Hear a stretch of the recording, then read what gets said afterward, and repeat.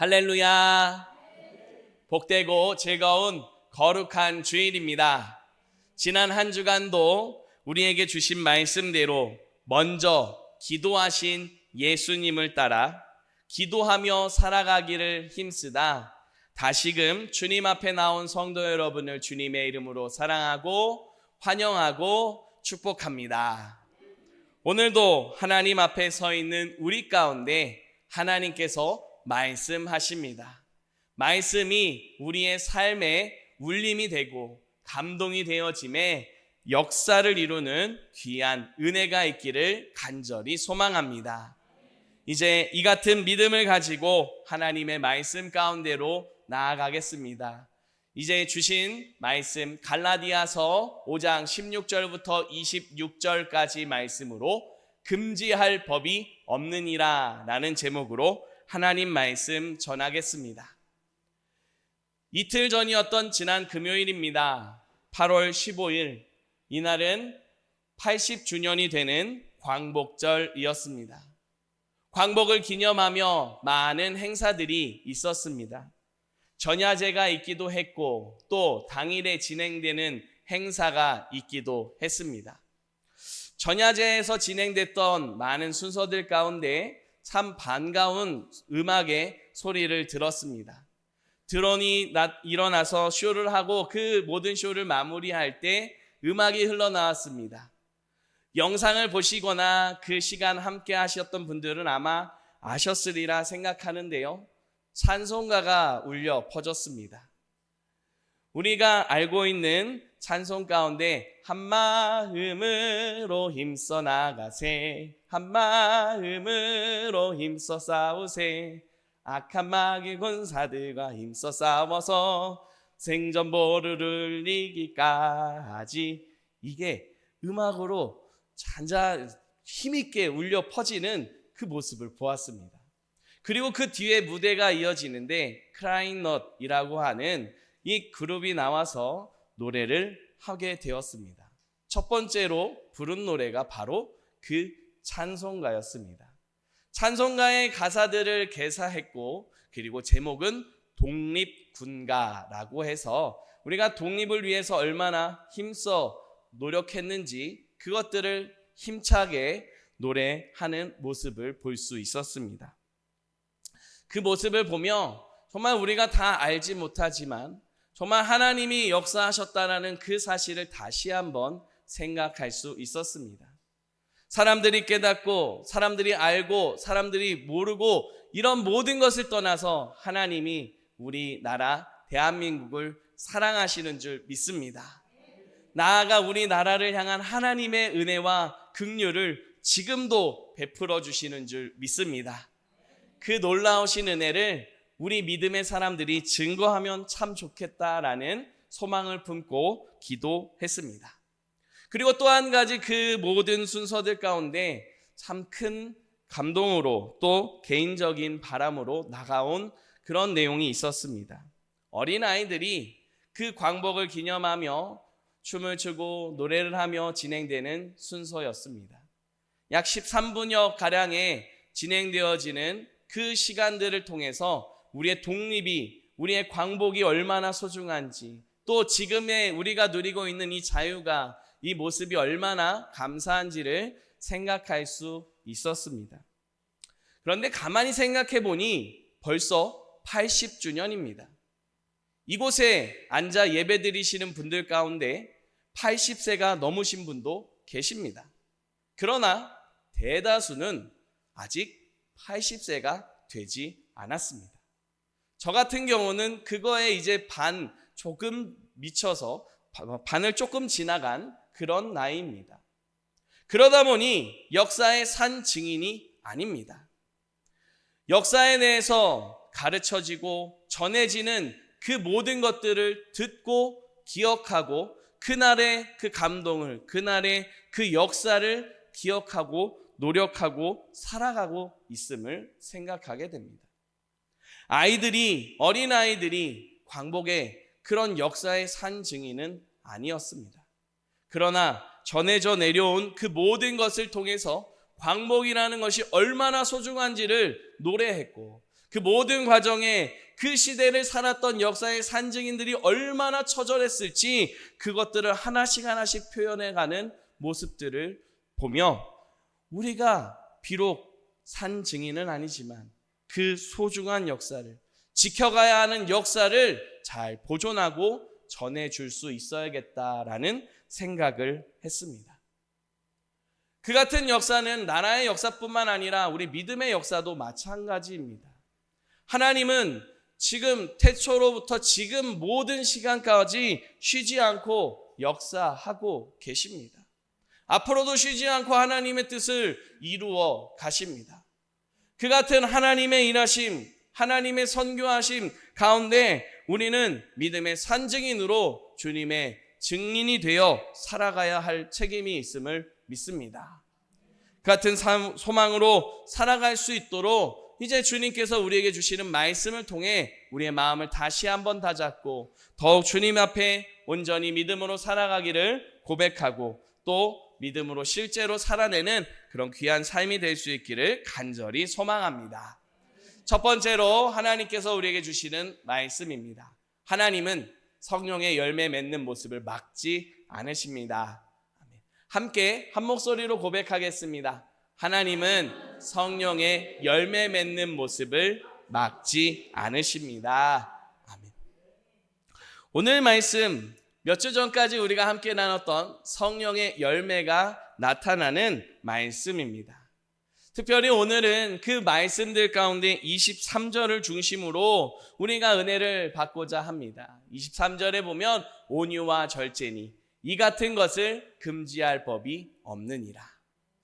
22절에서는 성령의 열매가 사랑과 희락과 오래 참음과 자비와 양선과 충성과 라고 말씀되어집니다. 그러니까 성령의 열매 이 같은 것을 금지할 법이 없다라는 말씀입니다. 개인적으로 금지할 법이 없다라는 그 말씀을 저는 금지하지 않는다라고 묵상했습니다. 하나님이 막지 않으신다는 겁니다. 하나님께서 제재하지 않으시고 그 길을 가기를 즐거워하고 같이 더 가자고 복돋워 주시는 그 모습으로 묵상이 되었습니다. 왜 주님께서 그 걸음을 막지 않으시겠습니까? 왜 더 응원해 주시고 힘을 주시고 그 길로 인도하시겠습니까? 하나님이 기뻐하시는 길이기 때문입니다. 우리가 그 길을 걷기를 바라시며 또 그 길을 갈 수 있도록 인도해 주시는 길이기 때문입니다. 이 같은 길에 무엇이 있다라고 말씀합니까? 성령의 열매입니다. 성령의 열매는 성령의 인도하심을 따라 살아갈 때 우리 삶에 나타나는 결과입니다. 성령의 인도하심을 따라 사랑이 나타납니다. 성령의 인도하심을 따라 기쁨이 있고 화평이 있고 오래 참음이 있습니다. 성령의 인도하심을 따라 자비하며 양선과 충성과 온유의 절제의 모습으로 나아가게 됩니다. 중요한 부분이 있습니다. 분명 성령의 열매가 9가지로 나타나고 있습니다. 이 9가지의 열매는 따로따로가 아니라는 사실입니다. 모두 다 하나로 연결되어져 있고 하나를 보여줍니다. 크리스토퍼 라이트의 성령의 열매 책을 참고합니다. 그 책에 보면 이런 성령의 열매를 이렇게 설명하고 있습니다. 바울은 9 덕목을 열거합니다. 하지만 이 모든 것이 단일한 열매로 뭉쳐집니다. 어쩌면 이 덕목들은 포도송이보다는 오렌지 안에 있는 여러 조각에 비유할 수 있겠습니다. 라고 설명합니다. 어렸을 때 성령의 열매에 대해서 활동할 때면 포도송이를 그리고 하나씩 하나씩 색깔을 칠하며 사랑, 희락, 화평 그러면서 기억했었던 기억이 있습니다. 그런데 그런 포도송이보다도 오렌지, 귤과 같은 모습으로 우리가 보는 게 더 적절하지 않겠냐라고 말합니다. 그도 그럴 것이 말씀드렸지만 9가지가 따로따로 떨어져 있는 게 아닙니다. 그저 하나의 가지로 연결되어져 있는 정도가 아니라 정말 하나로 뭉쳐서 하나의 모습을 나타낸다라는 사실입니다. 성령의 인도하심을 따라 살아가면 이런 하나의 열매가 우리의 삶에 나타나게 되는 겁니다. 그 모습이 무엇입니까? 바로 예수 그리스도의 모습입니다. 예수 그리스도의 모습을 닮아가는 것이요, 예수 그리스도의 모습을 따라가는 것이요, 예수 그리스도의 모습을 증거하는 걸음이기에 하나님께서는 성령의 열매가 맺혀지는 걸음을 막지 않으십니다. 하나님께서는 우리의 삶에 예수 그리스도의 형상이 있기를 기뻐하심을 믿으시기 바랍니다. 그러면 여기에 나타나는 예수 그리스도의 모습을 우리가 어떤 모습으로 생각하면 좋겠습니까? 먼저는 예수 그리스도의 그분의 그 모습 그 자체입니다. 사람의 몸을 입고 이 땅에 오신 예수님, 사람으로서 사람들 가운데 함께 살아가면서 하나님의 사랑을, 온전한 믿음을, 주님의 놀라우신 역사를 삶으로 보여주신 예수 그리스도의 그 모습입니다. 예수님은 같이 하나님을 온전히 사랑한 분은 없습니다. 예수님 같이 하나님을 사랑하는 것처럼 이웃을 사랑하고 겸손히 섬긴 분은 한 사람도 없습니다. 그러나 우리 모두는 그런 예수님을 닮아가야 합니다. 성경의 신약 가운데서 우리가 잘 알고 있는 사도 바울이 있습니다. 사도 바울 여러 지역에서 유명한 사람이었고 지금도 유명하게 많은 사람들이 그의 말을 통해 하나님의 은혜를 깨달아가는 역사의 모습입니다. 그런데 그런 그도 나는 예수님을 본받습니다. 여러분도 예수님을 본받아야 됩니다. 라고 말했습니다. 고린도전서 11장 1절 말씀입니다. 내가 그리스도를 본받는 자가 된 것 같이 너희는 나를 본받는 자가 되라 라고 말씀합니다. 나는 예수님을 본받습니다. 여러분 나를 본받으십시오. 여러분들도 나를 본받는다는 건 예수님을 본받아야 된다는 말입니다. 라고 분명하게 선포되고 있습니다. 그와 같이 우리 모두는 예수 그리스도의 그 모습을 우리가 다 닮아갈 수 없지만 닮아가야 한다는 사실을 보여주고 있습니다. 또 한 가지 예수님의 모습을 생각해 봅니다. 그건 바로 하나님이신 예수님의 모습입니다. 예수님은 하나님의 영광 가운데 삼위일체 가운데 한 분으로서 계셨습니다. 그러나 그 하늘의 영광을 버리고 이 땅 가운데 사람으로 오셨습니다. 이 모습을 빌립보서 2장 6절과 7절에서 이렇게 말씀합니다. 그는 근본 하나님의 본체시나 하나님과 동등됨을 취할 것으로 여기지 아니하시고 오히려 자기를 비워 종의 형체를 가지사 사람들과 같이 되셨고 라고 말씀합니다. 예수님은 사람의 몸을 입고 이 땅에 오셨습니다. 그러나 예수님은 사람이면서 동시에 하나님이심을 분명히 가르쳐주고 있습니다. 그런 의미에서 예수님의 모습을 우리는 하나님의 형상으로 이해할 수 있습니다. 그런 하나님의 형상을 닮아간다. 이것이 어떤 의미이겠습니까? 하나님은 우리 모든 사람을 지으실 때에 하나님의 형상을 따라 창조하셨습니다. 그 형상 속에서 하나님을 알아가고 주님과 깊은 교제를 통해 살아가도록 거룩하게 지으셨습니다. 그러나 죄 때문에 그 하나님의 형상이 깨지고 상하고 망가져 버렸습니다. 그런 모든 아픔을 회복하고 그런 모든 문제를 회복하도록 예수 그리스도께서 하나님이신 예수님께서 사람의 몸을 입고 이 땅에 오셨습니다. 그런 예수님의 모습을 본받는다는 건 우리의 삶에 하나님의 형상이 회복되어져 간다라는 의미이기도 합니다. 그렇기 때문에 하나님께서는 예수님을 닮아가는 모습을 조금도 금하지 않으십니다. 막지 않으십니다. 사랑하는 성도 여러분, 하나님께서 금지하지 않으신 그 모습, 예수님을 닮아가는 그 모습은 지금도 우리에게 동일하게 허락되는 줄 믿으시기 바랍니다. 우리의 삶의 자리에 성령의 열매가 맺혀지기를 바라며 우리를 그 길로 인도하시는 하나님의 은혜를 깨닫기를 바랍니다. 더 나아가 우리의 삶의 자리에 예수님의 형상이, 하나님의 형상이 회복되어지고 하나님을 더 알아가고 하나님을 더 사랑하고 주님 앞에 믿음으로 더욱 온전히 서가는 귀한 걸음이 될 수 있기를 주님의 이름으로 축복합니다. 두 번째로 하나님께서 우리에게 주시는 말씀입니다. 우리 함께 다시 한번 한 목소리로 고백하겠습니다. 성령님이 도와주시길 기도하며 살아갑시다. 아멘. 하나님은 우리 안에 성령의 열매가 있기를 기뻐하십니다. 그 같은 걸음을 막지 않으십니다. 그런데 막지 않으신다, 금지하지 않으신다, 그러면 하나님이 금지하시는 모습은 없을까요? 오늘 우리가 읽은 말씀을 보면 성령의 열매가 나타나고요, 그리고 육체의 일이라고 해서 육체의 소욕, 육체의 욕심이라고 해서 모습이 대조되어 나타나는 걸 볼 수 있습니다.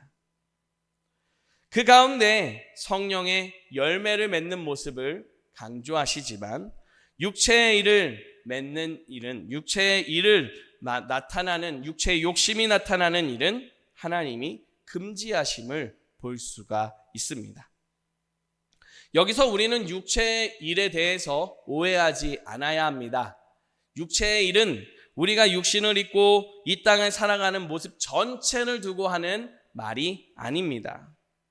육체의 일이라는 건 하나님이 기뻐하시지 않는 모습, 하나님이 금지하시는 그 길을 걸어가고 하나님이 막으시는데도 돌아서 그 길을 굳이 가는 모습들이라고 할 수 있습니다.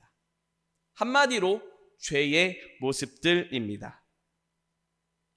그 같은 죄의 모습은 하나님 나라를 유업으로 받지 못한다라고 분명히 말씀합니다. 그렇기 때문에 하나님께서는 이 같은 죄의 길, 육체의 일은 분명히 막으십니다. 무엇보다도 예수 그리스도를 믿는 사람들은 그 육체의 일에 대해서 이렇게 했다라고 선포하시는데 24절입니다.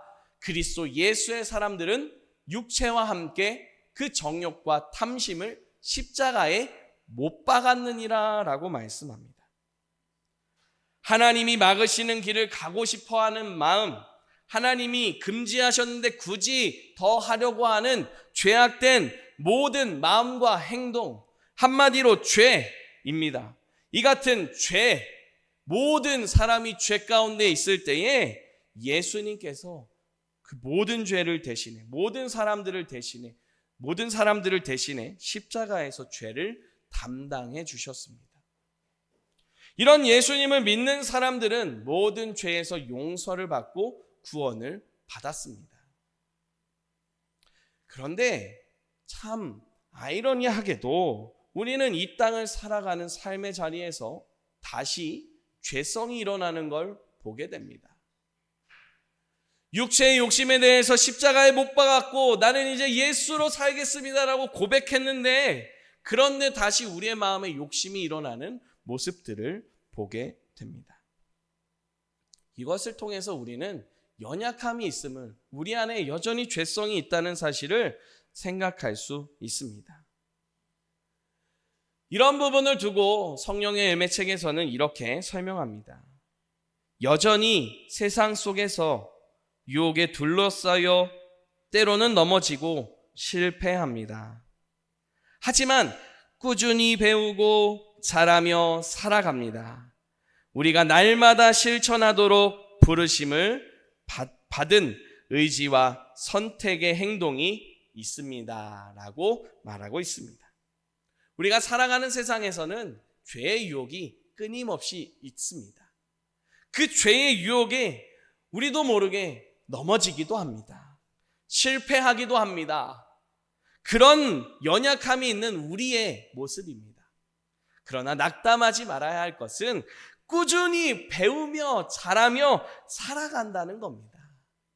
꾸준히 배우며 자라며 살아가는 모습.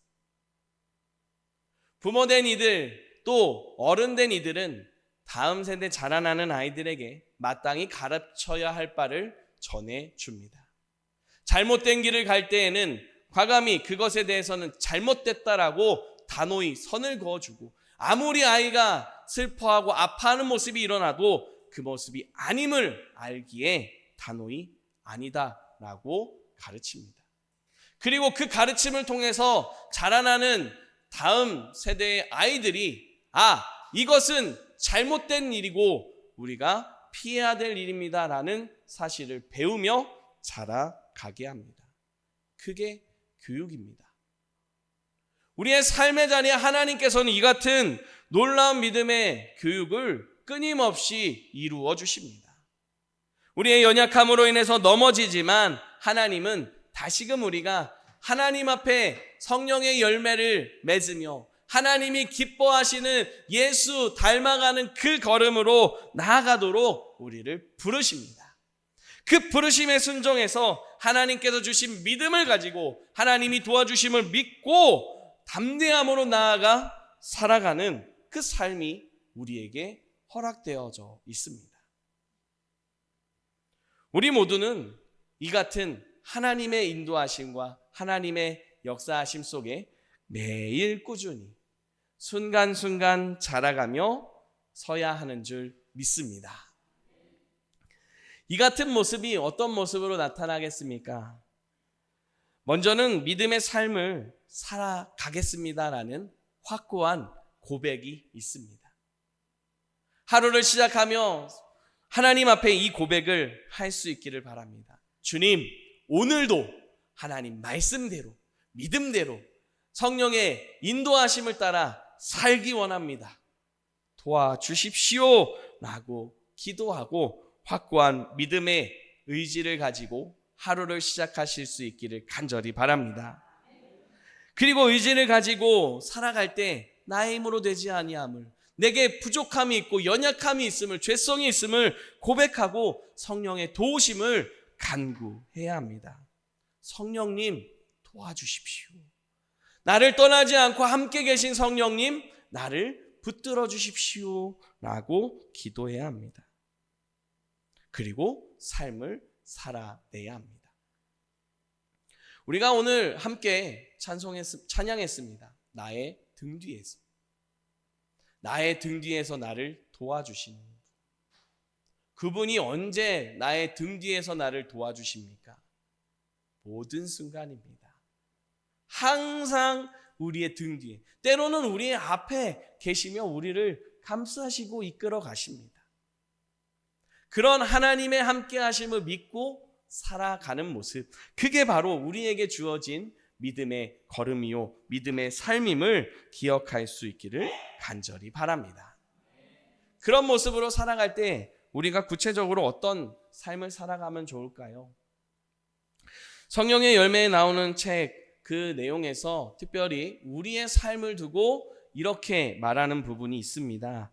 그걸 제가 약간 의역해서 읽어드리도록 하겠습니다. 불경건과 세속적인 열정에 대해서 아니요 라고 말할 수 있어야 합니다. 또 실천할 수 있어야 합니다. 이렇게 살아가기 위해 우리는 이렇게 말해야 합니다. 내가 가지 말아야 할 곳이 있다. 내가 바라보지 말아야 할 대상, 모습이 있다. 내가 하지 말아야 할 말들이 있다. 내가 듣지 않아야 하는 말들이 있고 또 그 말을 옮기지 않아야 하는 대화들이 있다. 내가 다른 사람들에게 하지 말아야 하는 행동들이 있다. 내가 지면 안 되는 욕망 그리고 죄악된 모습들이 있다. 내가 인내해야 하는 감정들도 있다. 이 밖에도 여러 가지가 쭉 나옵니다. 그럼 모든 것들을 열거하면서 한마디로 이렇게 설명합니다. 죄악된 본성이 일어나서 우리 생활을 이끌지 못하게 해야 됩니다. 다시 말해서 성령님께서 막으시는, 하나님께서 막으시는, 금지하시는 죄된 본성이 우리의 삶에 일어나지 않도록 우리를 지켜가야 한다는 겁니다. 그러기 위해서 우리는 더욱 기도해야 한다라고 말합니다. 특별히 알버트 오스본이라고 하는 사람의 기도를 소개해주고 있습니다. 저도 이 기도를 소개하며 말씀을 마무리하려고 합니다.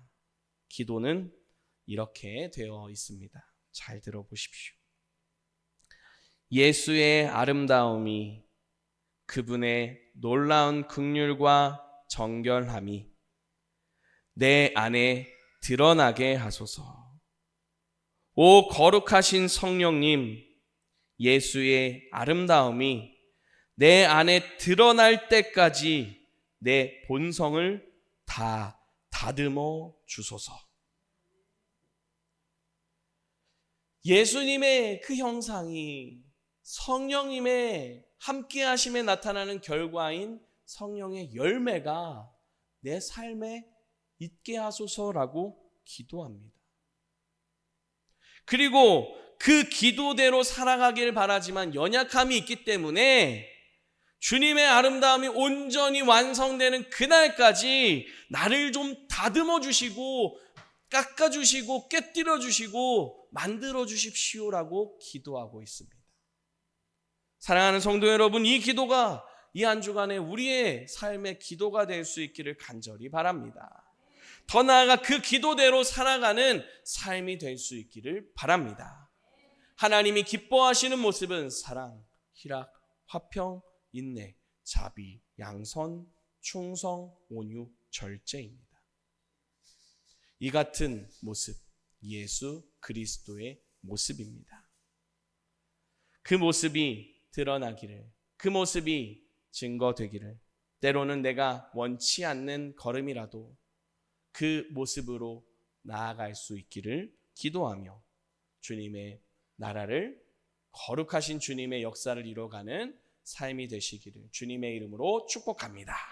기도드리겠습니다. 하나님 감사합니다. 저희에게 말씀을 주시니 참 감사합니다.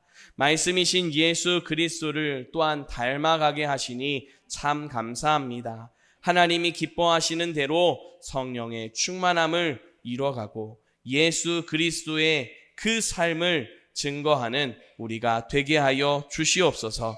이것을 위하여 구하오니 성령이여 임하시고 우리의 삶을, 우리의 마음을, 우리의 말과 행실을 지키시고 다듬으시고 인도하여 주시옵소서. 우리 구주 예수 그리스도의 이름으로 기도드립니다. 아멘.